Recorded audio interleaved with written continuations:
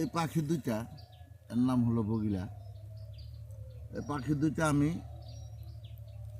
সুতোর থেকে যখন ডিমের থেকে বাইরে হয়েছে আর তারপরের থেকেই আমি আইনা এদেরকে ভরণ পোষণ করছি। এরা আমার মহব্বত ছাড়ে না, যে জায়গায় যায় এরা ছুটে যায়, আবার তারা আদার নিজে রোজগার করে খায়, আবার আমার নিকটে চলে আসে।